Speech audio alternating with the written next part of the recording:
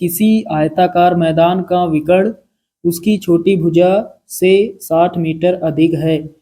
यदि बड़ी भुजा छोटी भुजा से 30 मीटर अधिक हो तो मैदान का परिमाप ज्ञात कीजिए। चलिए दोस्तों हल करते हैं इस सवाल को, बहुत ही आसान है। तो यहाँ पर लिखा है किसी आयताकार मैदान, आयताकार मैदान की बात हो रही है।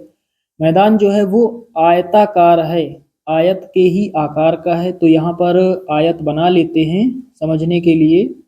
तो यहाँ पर हमने एक आयत बना लिया है, इसका नाम दे देते हैं ABCD।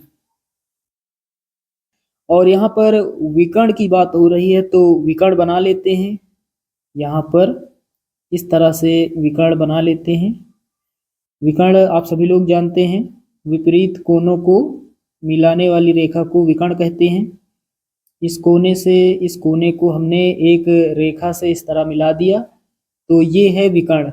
दोस्तों ये होगी बड़ी भुजा, यानी ये लंबाई है और ये है चौड़ाई। ये है आयत की चौड़ाई और ये है लंबाई। तो लंबाई यहाँ पर बड़ी भुजा होगी और चौड़ाई यहाँ पर छोटी भुजा होगी। तो छोटी भुजा यहाँ पर DC है, DC को मान लेते हैं x मीटर। यहाँ मान लेते हैं छोटी भुजा को x मीटर। चलिए अब सवाल पढ़ते हैं। लिखा है किसी आयताकार मैदान का विकर्ण उसकी छोटी भुजा से 60 मीटर अधिक है। BD यहाँ पर क्या है? BD यहाँ पर है विकर्ण। मैदान का विकर्ण उसकी छोटी भुजा से 60 मीटर अधिक है। छोटी भुजा यानी x, इस x से 60 मीटर अधिक है ये जो विकर्ण है BD। छोटी भुजा से विकर्ण BD 60 मीटर अधिक है। 60 मीटर अधिक का मतलब प्लस लगाना है, अधिक का मतलब ज्यादा यानी प्लस। तो विकर्ण जो है वो छोटी भुजा से 60 मीटर अधिक है। आगे लिखा है यदि बड़ी भुजा छोटी भुजा से 30 मीटर अधिक हो तो बड़ी भुजा ये जो है ये छोटी भुजा x से कितनी ज्यादा है? 30 मीटर, 30 मीटर अधिक है। बगल में यहाँ लिख लेते हैं मीटर और यहाँ पर भी लिख लेंगे मीटर। हमसे पूछा जा रहा है मैदान का परिमाप। तो चलिए यहाँ पर x का मान निकाल लेते हैं, परिमाप आसानी से ज्ञात कर लेंगे। तो यहाँ पर दोस्तों हमने छोटी भुजा DC को माना है x मीटर। तो यहाँ पर लिखेंगे माना छोटी भुजा,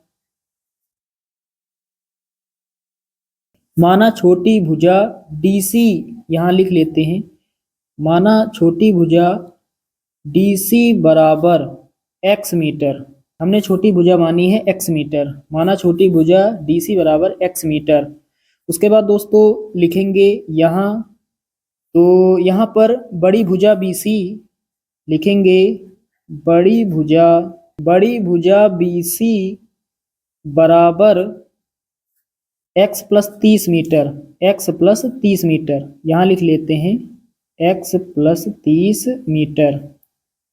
उसके बाद दोस्तों लिखेंगे तथा विकर्ण, तथा विकर्ण, विकर्ण यहाँ पर है BD, तथा विकर्ण BD बराबर x plus 60 metre, x plus 60 metre.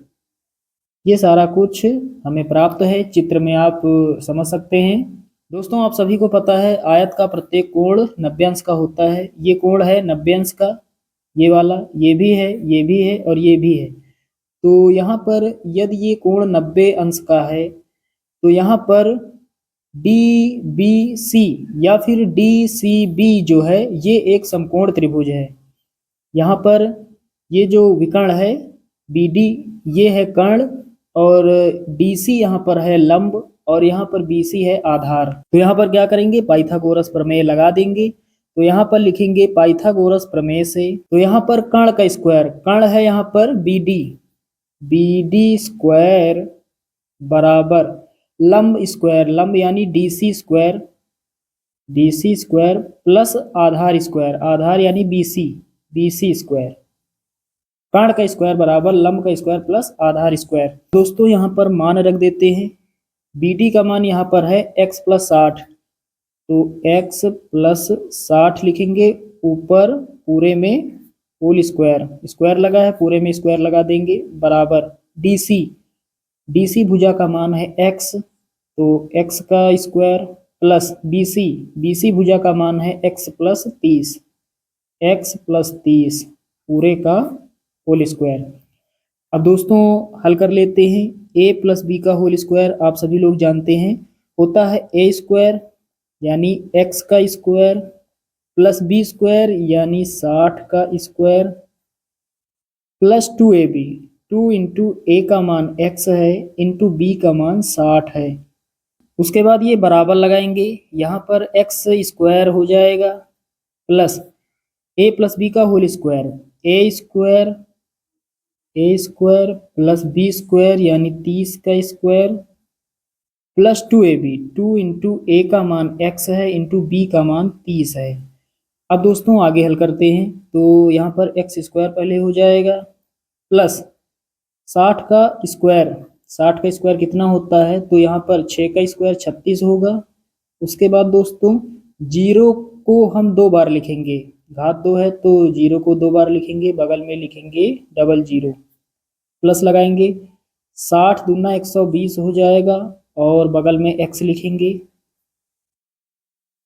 उसके बाद बराबर लगाएंगे, यहाँ पर x स्क्वायर प्लस ये x स्क्वायर हो जाएगा प्लस यहाँ पर 30 का स्क्वायर 3 का स्क्वायर 9 होगा, 2 जीरो लगाएंगे प्लस 30 दूना 60 x हो जाएगा।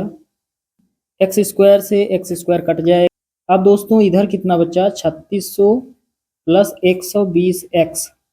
120x बराबर लगाएंगे, यहाँ पर x square plus 60x plus 900।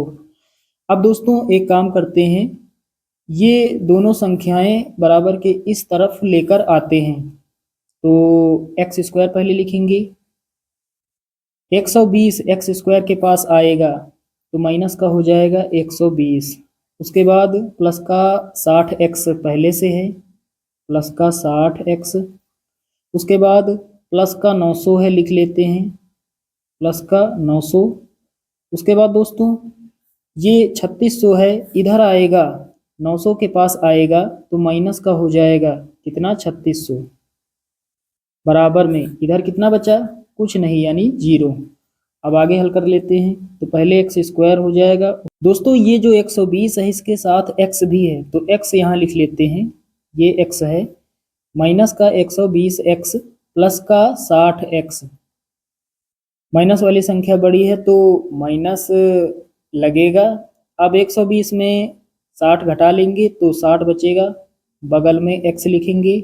उसके बाद प्लस का 900 है माइनस का 3600 है, माइनस वाली संख्या बड़ी तो माइनस रहेगा। अब 3600 में 900 घटाएंगे 2700 बचेगा, कितना बचेगा 2700 बराबर जीरो। तो अब हमारे पास समीकरण है x square minus 60x minus 2700 बराबर जीरो। अब हमें इसका करना है गुणनखंड, गुणा करने पर कितना आ जाए, लास्ट में है 2700, गुणा करने पर आ जाए 2700 और इसके आगे है माइनस यानी घटाने पर आ जाए x का गुणांक कितना है 60, घटाने पर आ जाए 60। तो साथियों यदि हम 90 का गुणा करेंगे 30 से तो कितना होगा 9 त्रिके 27 और 2 जीरो यानी 2700 हो जाएगा। और 90 में यदि हम घटा दें इसी 30 को तो हमें कितना मिल जाएगा, हमें मिल जाएगा 60। इसका मतलब जहाँ पर 60 है हम लिख सकते हैं 90 माइनस 30, यहाँ रख देते हैं। तो सबसे पहले x स्क्वायर माइनस 60 के जगह पर हमें 90 माइनस 30।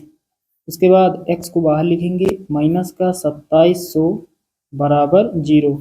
अब आगे हल करते हैं, एक्स स्क्वायर माइनस 90 का गुणा x से होगा 90x हो जाएगा। उसके बाद माइनस माइनस प्लस हो जाएगा, ब्रैकेट खुलेगा, ये माइनस प्लस हो जाएगा। 30 का गुणा x से होगा 30x हो जाएगा माइनस का 2700 बराबर जीरो। अब दोस्तों एक पार्ट ये बनाएंगे एक पार्ट ये, यहाँ से कॉमन x मिलेगा तो x माइनस 90 बचेगा, प्लस लगाएंगे 2700 का मतलब यहाँ पर क्या हुआ, 2700 का मतलब हुआ 90 गुणा 30, तो 30 यहाँ पर है, 2700 में 30 छिपा है, 30 हो जाएगा कॉमन, यहाँ से 30 हट जाएगा, x बचेगा माइनस 2700 से हमने 30 कॉमन लिया 90 बचेगा। बराबर 0। अब दोस्तों फिर से कॉमन लेना है, x माइनस 90 यहाँ पर है, x माइनस 90 यहाँ पर है, तो x माइनस 90 हो जाएगा कॉमन। अब अगले ब्रैकेट में कितना लिखेंगे, x प्लस 30, x प्लस 30 बराबर 0। दोनों मान 0 के बराबर हैं, दोनों को हल नहीं करेंगे क्योंकि यहाँ पर ये जो प्लस में है ये हमें ऋणात्मक मान देगा, और ये जो माइनस में यहाँ पर दिया गया है ये हमें धनात्मक मान देगा। इसी को हल करेंगे तो यहाँ पर लिखेंगे जब x माइनस 90 बराबर 0, तो x बराबर कितना हो जाएगा, माइनस का 90 इधर आएगा, प्लस का 90 हो जाएगा। तो x का धनात्मक मान हमने निकाल लिया है, कितना प्राप्त हुआ है, 90। अब दोस्तों यहाँ पर हम लंबाई और चौड़ाई आसानी से बता सकते हैं। लंबाई यानी बड़ी भुजा, चौड़ाई यानी छोटी भुजा। तो यहाँ पर लिखेंगे अतः आयताकार मैदान की बड़ी भुजा ये है बड़ी भुजा BC, x प्लस 30 बराबर लगाएंगे x प्लस 30, यानी लंबाई की बात हो रही है। यहाँ पर x का मान रख देंगे, x का मान कितना, 90 प्लस 30, 90 और 30 कितना हो जाएगा, 120, बगल में लिखेंगे मीटर। तो आयताकार मैदान की लंबाई कितनी होगी, 120 मीटर। उसके बाद दोस्तों यहाँ पर लिखेंगे तथा छोटी भुजा, यानी चौड़ाई की बात हो रही है। तथा छोटी भुजा हमने मानी है x, छोटी भुजा हमने मानी है x, तो x का मान कितना प्राप्त हुआ है, 90, तो छोटी भुजा का मान हो जाएगा 90 मीटर। हमसे दोस्तों पूछा जा रहा है आयताकार मैदान का परिमाप, तो यहाँ पर परिमाप निकाल लेते हैं। तो लिखेंगे इसलिए परिमाप बराबर लगाएंगे। परिमाप होता है आयत का 2l प्लस b, बराबर लगाएंगे। l यहाँ पर क्या है, लंबाई यानी बड़ी भुजा, b यहाँ पर क्या है, चौड़ाई यानी छोटी भुजा। तो पहले 2 लिखेंगे, l का मान, बड़ी भुजा का मान कितना, 120 प्लस छोटी भुजा का मान कितना, 90। अब हल कर लेते हैं, 120 में 90 जोड़ेंगे कितना होगा, तो यहाँ पर हो जाएगा 9 2 11 हासिल 1 और 1 1 2, 210, 90 120 210 हो जाएगा। अब यहाँ गुणा कर लेते हैं, बराबर लगाएंगे तो कितना हो जाएगा, 2 गुणा 210, ये ब्रैकेट हटाकर हमने गुणा लगा लिया।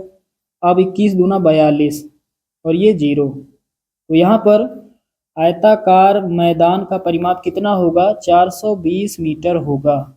और दोस्तों यही हमारा फाइनल आंसर हो जाएगा। तो साथियों उम्मीद करता हूँ कि ये सवाल आप सभी लोग अच्छे से समझ गए होंगे। चलिए दोस्तों मिलते हैं अगले वीडियो में, तब तक के लिए जय हिंद।